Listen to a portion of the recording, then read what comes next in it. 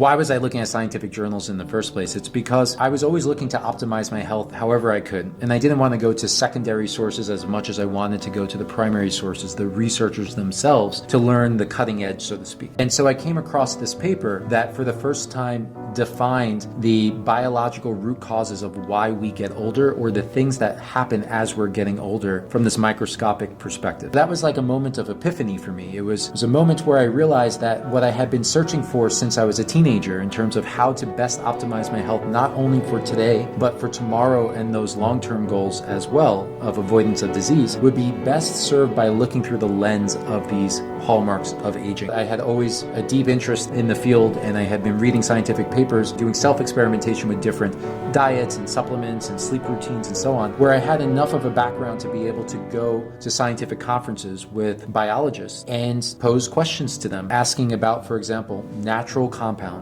that were found, looking at others' research, to positively impact these different hallmarks of aging. And then asking them if they were optimistic on the potential behind these ingredients. And I didn't know what the answer would be. Like many medical doctors or traditional medical doctors, they look at supplements as being a waste of money. But we know that's not true. Scientists have proven that that's not the case. I was somewhat surprised to hear how optimistic they were about the potential behind these ingredients. And that's when I said, I need to create a company that's able to produce a formulation that's able to address not just one or two of these hallmarks, but all of the hallmarks simultaneously. Everything they were doing was focused on inventing new molecules because of the patentability and the lucrative financial return that they can get from patenting a new molecule. But for me, the mission was making this as accessible and achievable for as many people as possible.